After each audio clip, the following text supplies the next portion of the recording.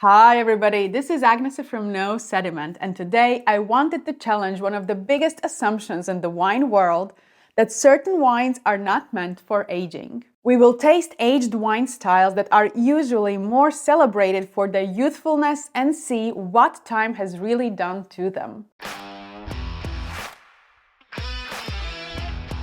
Wine's ability to age is certainly a quality indicator. However, I will fiercely defend the idea that a wine does not need to have an aging potential to be considered high quality or even great. In fact, many wines are often marketed as wines meant to be enjoyed young, perhaps because they are appreciated most for their vibrancy of fruit flavors, energy, and overall primary style. And of course, this is something we often lose when wines are developing in the bottle, whether in our wine fridges or cellars. Expressive, often fresh fruit and floral flavors are gradually replaced by dried, cooked, and honeyed notes. Wines feel calmer, earthy, and sometimes distinctly savory and even salty. Interestingly, as they evolve, fruit flavors might not be dominant anymore. Rieslings with age, for example, tend to show hints of kerosene. Often, we also might pick up notes of mushroom, truffle, as well as leather and spiciness. And this brings me to one of my many strong opinions, and it is: I am against drinking windows, at least the ones wine professionals often put at the end of tasting notes. All the flavors I just described might be inviting to one person and discouraging to another. I am someone who appreciates primary flavors in wine. I enjoy youthfulness, vibrancy, and energy. And I know many wine professionals who enjoy wines with a bit of age. Now, for those who enjoy wines with some development, there might be one problem. The majority of wines marketed as age-worthy are premium, ultra-premium, and never in my life priced wines. But I believe that there are many good and even great examples of wines that can age for 10 years or even more, and yet no one talks about them. And the best part is, you can actually drink beautiful, mature bottles without spending a fortune. So last year, when I started to think more about this topic, I signed up for a few wine auctions. But instead of Old Bordeaux and rare Burgundy, I started looking for wines from other French winemaking regions and other grape varieties beyond the usual suspects. And just my luck, not many people were fighting for these wines, and I think I won almost every bottle I wanted except for one. I strongly believe that these wines have aging potential. That said, I do not know how they were stored, so of course it's a bit of a gamble. But to truly see how these wines are doing, we have to taste them and talk about them. Shall we? Alright, let's start. My first wine is actually going to be from Loire. And my second wine is also from Loire, but let's start with wine number one, which is Muscadet. I have been talking about Muscadet on this channel for a while now, and I constantly have mentioned how truly great aging potential these wines have. So today we have vintage 2010. So this wine is 15-16 years old, and it comes from Domaine Fevrie. And it is a Gras Moutons, so according to some wine professionals, one of the best vineyards in Muscadet. And interestingly enough, I already sneak peeked at the color of this wine, and given the fact that this wine is 16 years, about to become 16 years old, 15 and a half, it has really vibrant color. I mean, you don't see that much of a development in the color. And surprisingly, on the nose, this wine also does not show a lot of or too much development notes. It is more dried floral character. I think I do have that lemon peel, slightly dried as well, but nothing cooked, nothing too oxidized. I am seriously surprised. I was expecting a bit more development, a bit more age on the nose, for sure. Maybe I've been scammed, I don't know.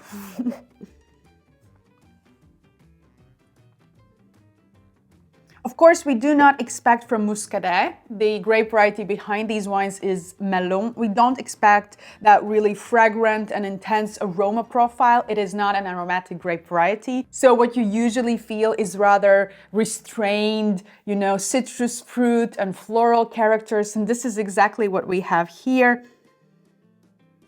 and some of the yeasty characters as well from the aging on the lees, because that is very typical for this region. So let's finally taste it.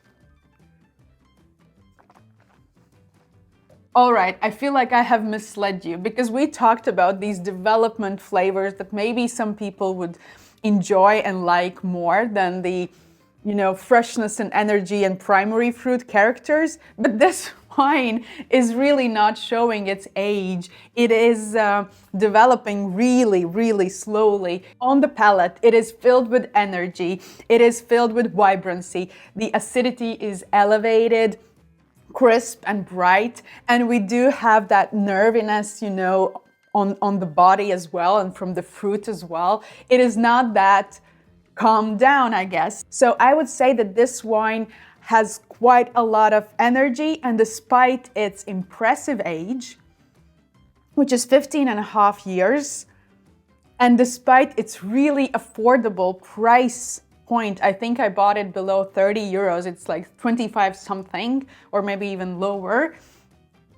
It still delivers, and you could age it for another 5, even maybe 10 years, and then we could start to talk about serious development flavors, like tertiary flavors on the nose and palate.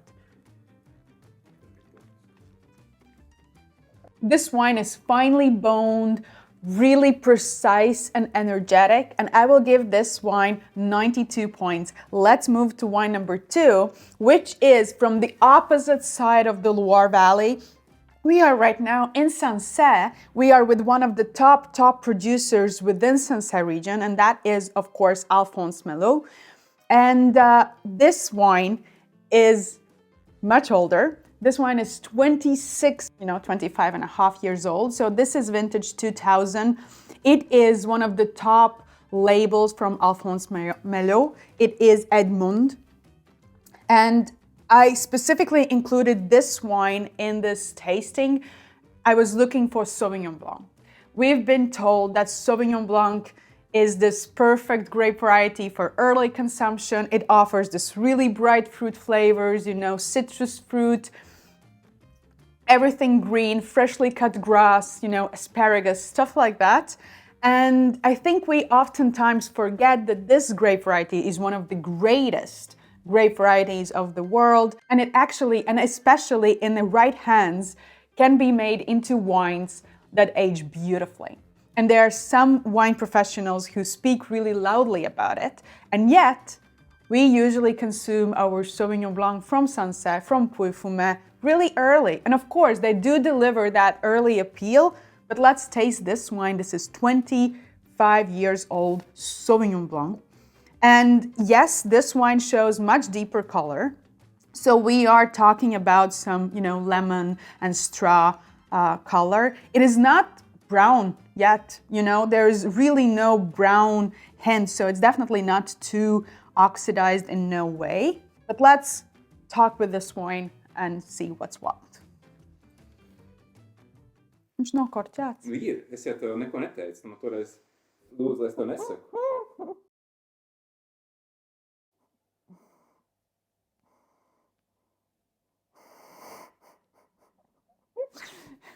I don't even know what to do now. Because, this is going to be disappointment. This wine is corked. But the color was so nice and I was so excited. I feel, unfortunately, these things happen and wines can be corked. It is not the story of how it develops or doesn't develop. It is just corked, and it could be corked, when it was 2 years old or 3 years old, and it could be corked right now as well. So it does not matter. This wine was the wine that I was really looking forward to. And to be honest, wine number 1 was really affordable. And this was towards the higher priced wines that we have today. It was, all right. Anyway, I am hugely disappointed, and my cameraman didn't give me heads up. Because you asked me not to give you heads up if the wine's corked. Yeah, I know. I do prefer these really authentic reactions on my YouTube channel. This is what I want to do for you and for myself as well, because it is interesting and fun to do these videos. So I always ask my cameraman never to comment anything. I almost feel like maybe it would be nice that you have told me or something, but no, let's stay on this track. This wine, sad. All right, let's move to wine number 3, which you might know by now already if you have watched my YouTube channel, because I've talked about this wine and this specific producer for a while. And this is Chateau du Moulin-a-Vent from Moulin-a-Vent Cru in Beaujolais. So we are with Beaujolais Cru. And it is not a random wine, not a blended wine. It comes actually from single climat. It is Croix de Verillats. I think that the latest labels actually just say Les Verillats. And it has been vineyard that I really enjoy. Although recently I read that maybe it offers more immediate fruit and is made maybe for earlier consumption, or not necessarily made for earlier consumption, but rather it is a vineyard that produces wines that are more approachable and open in their youth. But I do enjoy this climat a lot, so this is why I chose this specific wine. And it is from vintage 2011. So in fact, this wine is 15 or 14 and a half years old. And we hear sommeliers sometimes whisper that Beaujolais Cru can age beautifully and magnificently, but we rarely ever get to taste these wines and experience how do they actually age. So let's finally do this. And of course, this is not Pinot Noir. This is Gamay grape variety. And just so we are clear, it is the same grape variety that is responsible for Beaujolais Noir, which we absolutely should not age. Okay. Color-wise, it is interesting because it is quite deeply colored wine. I usually expect some of the lighter colored, not as intensely colored wines from Gamay grape variety, but let's be honest, Moulin-a-Vent is usually associated with most structured and deepest colored Beaujolais Cru wines. Of course, we do see some of the age. It is not all violet and bluish, and reddish color. We do see some of that garnet, but it's definitely not yet towards brick or brownish color. So there is still some vibrancy on the color as well. On the nose, It is, as I said it in the introduction, we do have calmer fruit. For me, Beaujolais, especially when it's young, I have this really bright and expressive vibrancy on the nose. And here we do have the same red fruit flavors, raspberries, red cherries, strawberries, but they are Creole dried. They are dried and maybe slightly wilted in their character. It does not show a hint of stinkiness, because sometimes older wines can have that bottle sickness. Okay, let's taste this wine. All right, this wine on the palate, it is a bit hollow. I do have those structural elements. I do have, tannin frame, and I do have acidity. But the fruit somehow on the palate is gone. And of course, my mind goes straight to thinking why this could be the case, because I know that the new owners took over this estate in 2009. And according to them, the wines were in a very poor condition. And what they have done over these years is to replant and, to invest in the vineyards, to rejuvenate the vines. And the wines that I have tasted lately, especially the younger vintages, they are absolutely superb and beautiful. But this specific wine has not lived through its age that I promised you in the introduction, unfortunately. I think that maybe 5 years ago, if I would have this bottle, I would have been more happy with it. But to be honest, while on the nose, I think it is quite okay wine. Palate-wise, the mid-palate, the fruit is gone. And unfortunately, I don't think, or at least for my taste, this wine is not it. It has at least one of its foot already on the other side, on the different realm.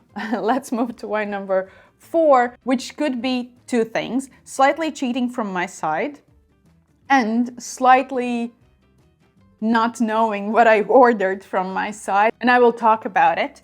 So it is Marcel Deiss, highly recognized and respected producer in Alsace, biodynamic. Usually when we talk about Marcel Deiss, it is synonymous to biodynamic winemaking and wine production. And this is Altenberg Grand Cru, one of his top and warmest cru sites. So of course, from my side, this could be somewhat cheating because we are talking about Grand Cru site. And the other part was not knowing, well, actually, I do know that Marcel Deiss is associated usually with field blends and it rarely makes wines from single grape variety. But when I purchased this wine, I somehow had in my mind that it is Pinot Gris, when in fact, it is a blend of different grape varieties, all allowed in Alsace. When I bought it, I was expecting Pinot Gris, and I wanted to talk with you about Pinot Gris and its ability to age, because most of the time we associate Pinot Gris as a grape variety from Italy under the name Pinot Grigio, and it's just, glue wine for majority of people. And I just wanted to talk about how that grape can have different expression and how very unique and age-worthy that grape is. So this is slightly ignorance from my side. And the reason why I have this wine at the very end of the tasting is because this wine is sweet. Let's taste it and let's see what's what. So this is 2005 vintage. So this wine is around 20 years old. And when I got this bottle and I started to read about it more, I realized it's not a single grape variety. And then I also realized that it is highly rated wine. It is really, really top wine, and it smells amazing. Anyhow, color-wise, sweet wines, oftentimes because they are made through grape drying, or because they are later harvest wines, or because they are wines made from botrytized grapes, they will usually show initially much deeper color, and maybe slightly oxidized color as well. So despite the fact that this wine is made from late harvested grapes with some of the botrytis in them, and botrytis usually speeds up the oxidation in wines, despite the fact it still is really vibrant in the color. And on the nose, it is just so inviting. It is beautiful, dried orchard fruit. We have peaches and apricots, candied pineapple, and floral characters as well. It is really complex and really rich, and I can promise you, I think I can just spend a lot of time just talking about this wine's nose. It seems like I am having an elixir in the glass. The concentration of the flavors is really high. The intensity is really high of these flavors. There are honeyed notes, there's saffron. And despite all of these flavors, this beeswax that I just picked up, you still have a lot of freshness and a lot of fruit vibrancy in this wine. It is really impressive, really impressive.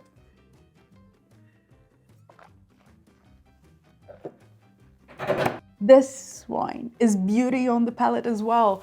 And it is not lusciously sweet. You do feel that sweetness, but it just accentuates and lifts the fruit, and the acidity, I don't think it is that high, like mouth-watering and vibrant and just cuts through, the wine. It is just masterfully, beautifully integrated and part of the wine. It is just beautifully balanced. When you take this perfectly ripe fruit, any fruit, take mango, take apple or pear, and when you just bite it, and it's not overripe and it's not underripe, it's just perfect, Those are usually those flavors when the acidity is just right, the sugar is just right, and all those flavors, you just feel it.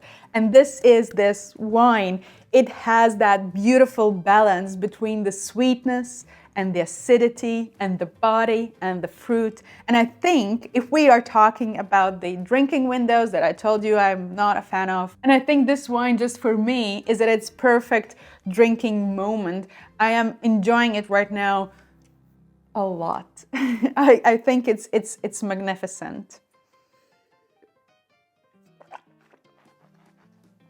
Alsace, you beautiful, beautiful beast. Oh my God, what are you hiding? This is just amazing. The aftertaste is so long and it's so pleasant. It's not just acidity or sweetness that we are talking about. It's all the flavors. This wine is amazing. And look at this beautiful, beautiful label. I am really happy that we ended up on this really high note. I will give this wine 98 points. It absolutely deserves this. And for those of you who enjoy more matured bottles, you can open it right now, but for sure you can, keep it for another 10 or 15 years. With all honesty, this was one of the most expensive bottles in this lot, and I'm really happy I had it. All right, unfortunately, of course, buying wines on auction also means that you are risking, you are gambling, and we did gamble away with 2 bottles, so this was unfortunately corked. And with wine number 3, Chateau du Moulin-a-Vent, we don't know how this wine also has been aged, maybe there was some heat or whatever, that's also the case. So we did gamble and we have 50-50 success rate. But we did start on a high note and we finished on an amazingly high note. Please let me know in the comment section below which of the wines that majority of wine community says you should drink young, but you actually enjoy them quite old, and maybe there are some gems that we don't necessarily talk about enough. And if older wines is your mojo, make sure to watch this video next where I tasted wines 50, 60, and around 70 years old and see how that tasting went out.